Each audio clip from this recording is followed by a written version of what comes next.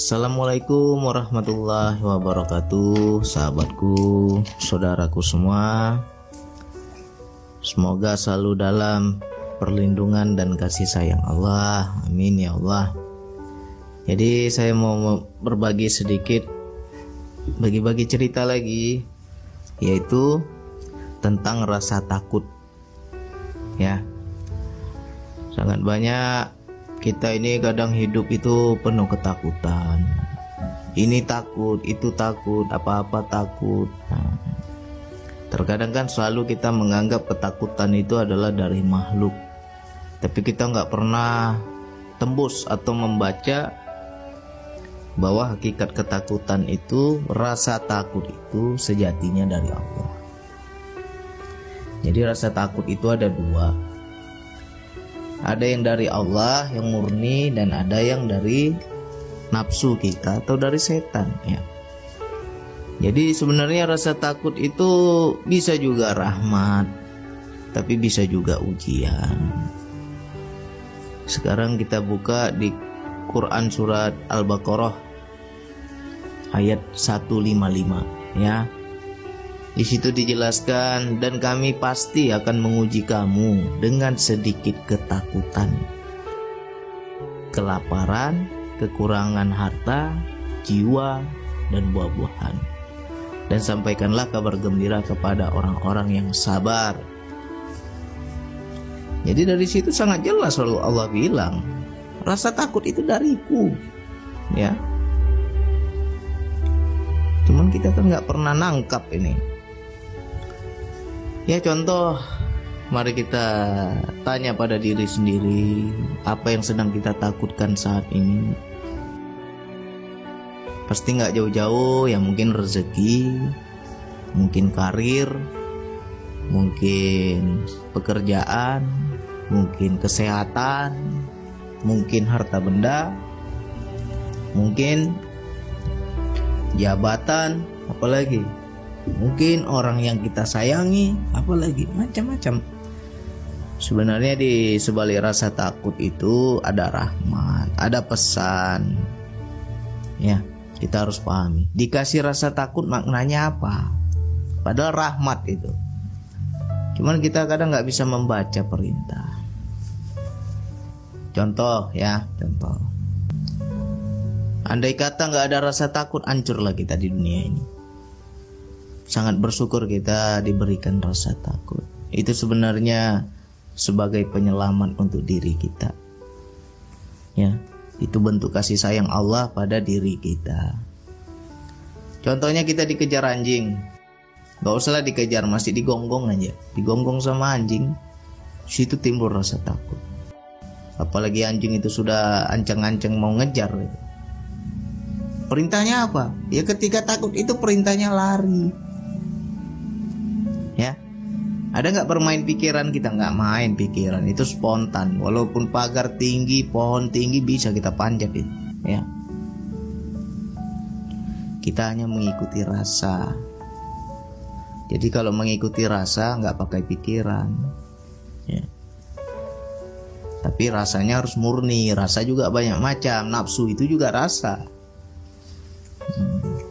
Jadi kita harus murni. Contohnya lagi yang rasa takut menjadi rahmat. Ketika ada sebuah api yang sangat besar, pasti takut.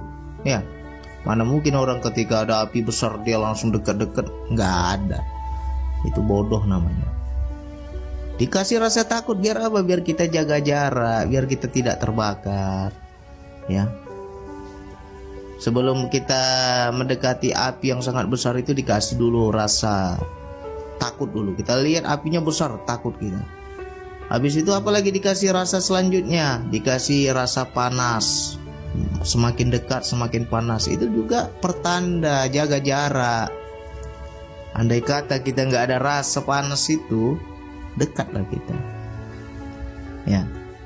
Contohnya lagi, kita kena knalpot kaki kita, ya. Begitu kena langsung kita cepat kita tarik kaki itu kan. Karena apa? Panas. Andai kata nggak ada rasa panas, lengket terus kaki kita itu. Jadi sebenarnya di situ, di sebalik rasa takut itu ada perintah. Tinggal bagaimana kita membaca perintahnya.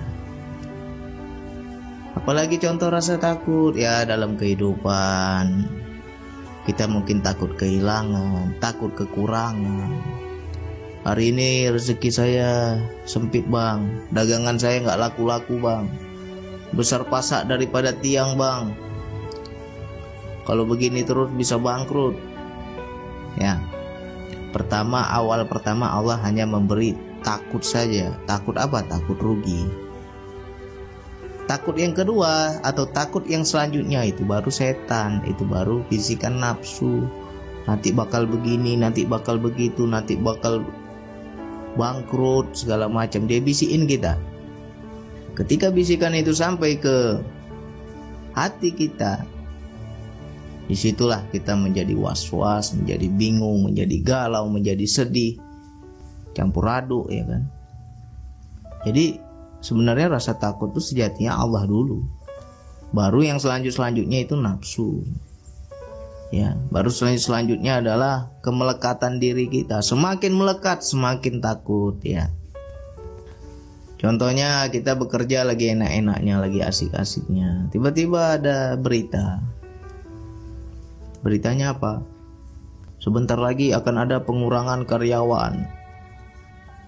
Mungkin sekian orang akan dirumahkan, akan di PHK. Ketika mendengar itu, takut yang pertama adalah takut menganggur. Takut menganggur, takut gak ada pekerjaan. Itu perintah yang pertama. Barulah nempel lagi perintah-perintah selanjutnya. Kalau kau nganggur bagaimana cicilan rumahmu? Bagaimana tanggungan anakmu masih sekolah, masih butuh biaya begini segala macam. Itu dibisikin terus. Akhirnya kita apa? Pusing. Akhirnya kita apa? Gak tenang hidup kita. Ya itulah bisikan setan yang sangat halus. Dibikin ya kita was-was, gak tenang, ketakutan, merasa dihantui. Ya. Coba kita kalau paham ayat ini, dan kami pasti akan menguji kamu dengan sedikit ketakutan. Kita lihat dulu sumber ketakutan ini dari siapa. Oh, takut ini darimu ya Allah. Kembalikan kepada Allah. Kalau kita kembalikan pasti kita tenang, ya. Ya Allah, gak bisa kupungkiri, aku takut ya Allah. Aku ini manusia biasa ya Allah, bukan Superman aku, bukan Iron Man, ya kan? Aku manusia biasa. Jujur ya Allah, takut aku ya Allah. Kembalikan rasa itu kepada Allah, karena Dia yang memberi rasa takut. Kenapa kita nggak pernah seperti itu? Ya, banyak orang dagangannya nggak laku, takut dia, takut bangkrut. Akhirnya masuk setan, dibisik macam-macam. Udah masuk bisikin macam-macam, cari pula dia dukun. Pergi dia ke pesugihan, cari penglaris, segala macam. Itu salah perintah namanya. Bukan itu perintahnya.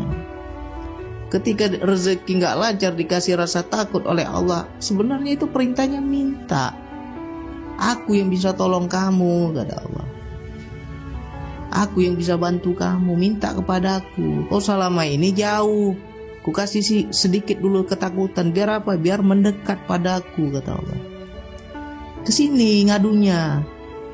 Kita lain pula yang kita ngadu. Ya, berarti salah kaprah.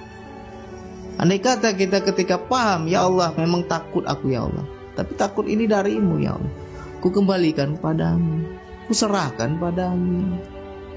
Ngadu.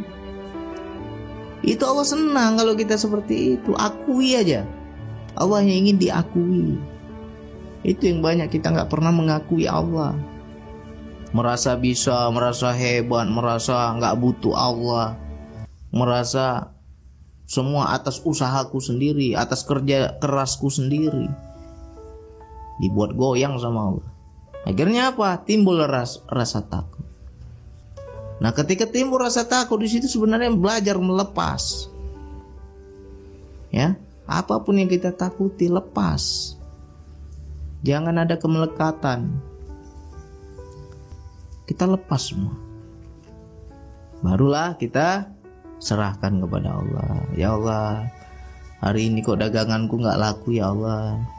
Engkau lah yang membuka rezeki, Engkau juga yang menutup rezeki, Engkau yang menyempitkan rezeki, Engkau juga yang melapangkan rezeki. Aku ngadulah padamu ya Allah.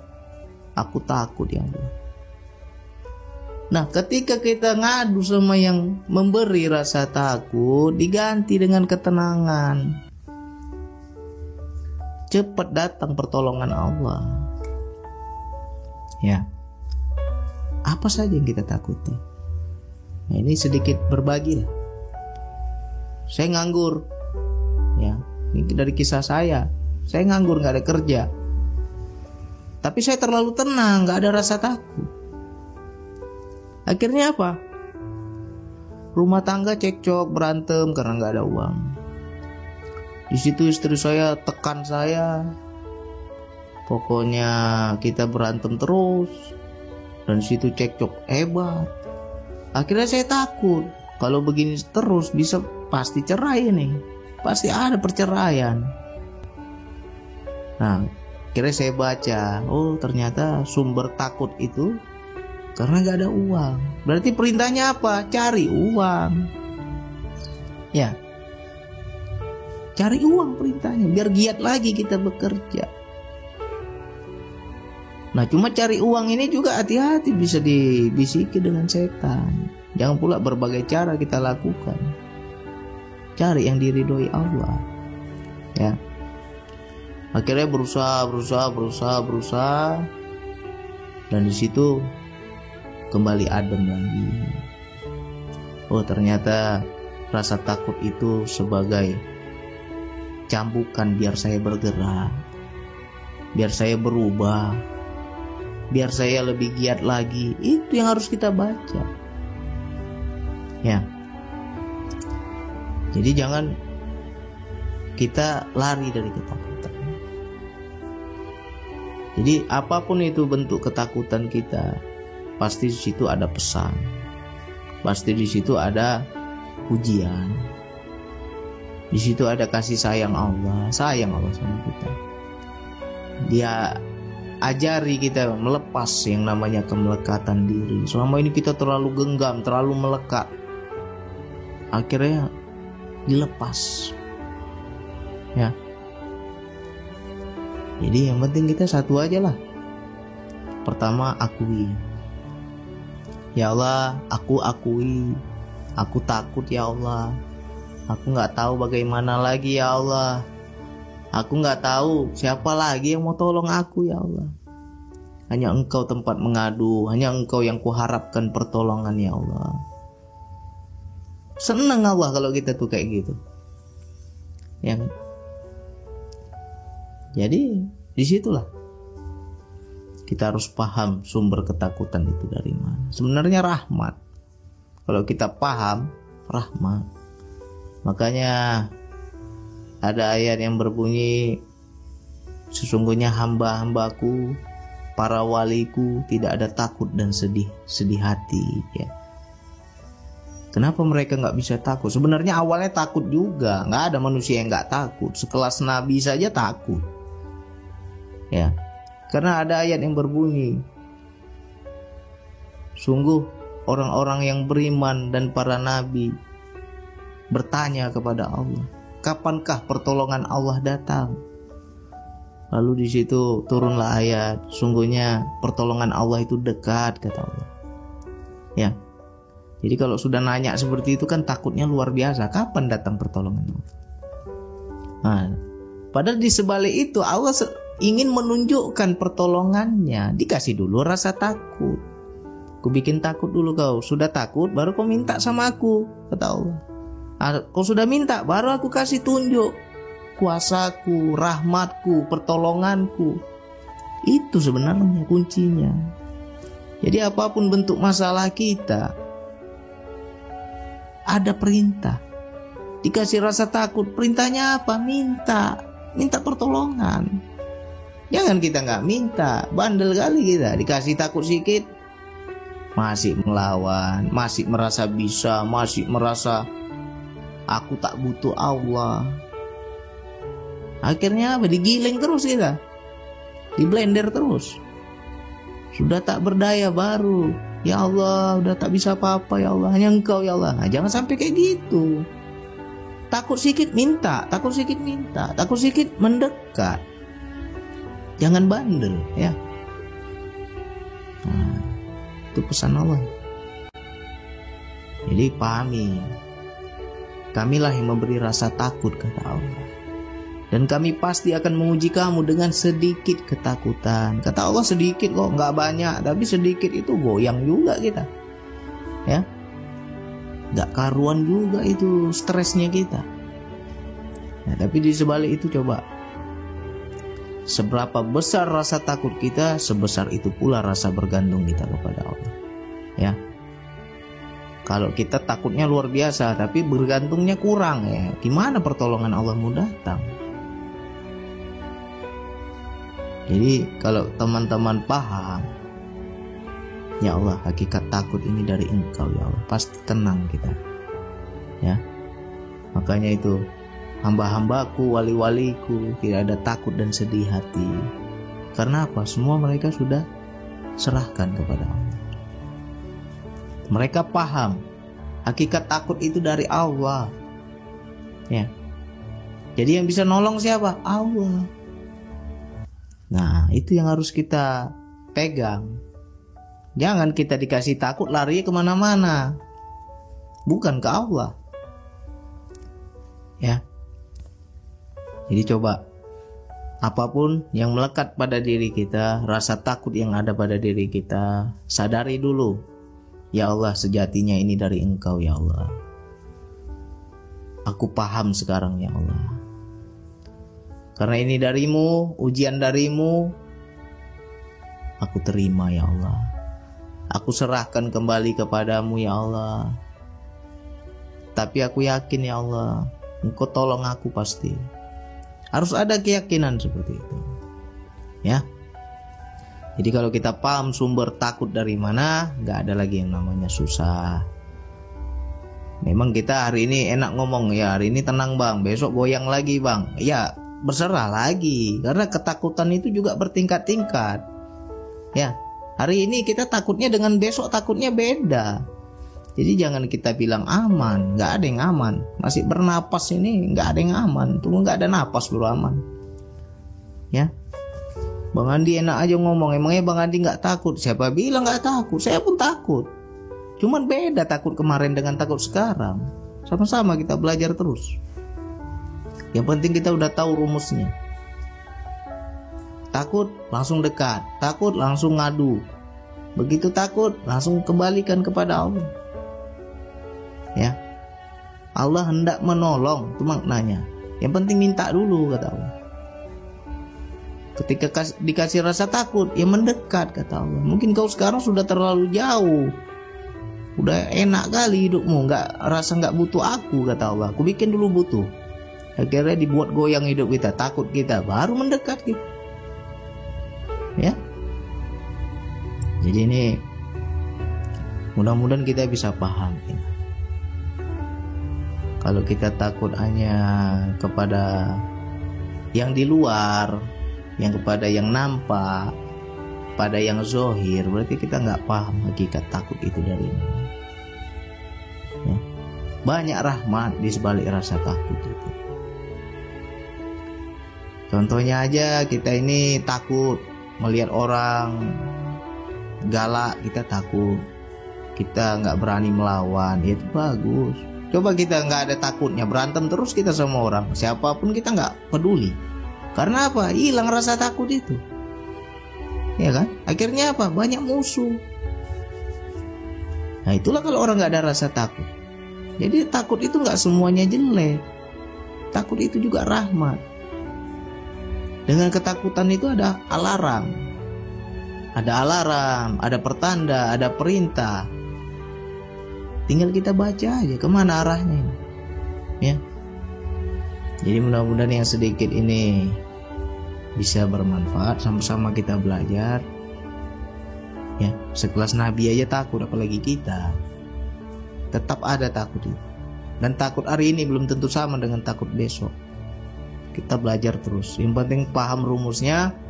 Begitu takut langsung mendekat, langsung mengadu, langsung mengakui di hadapan Allah. Ya aku takut ya Allah. Insya Allah pertolongan Allah cepat datang.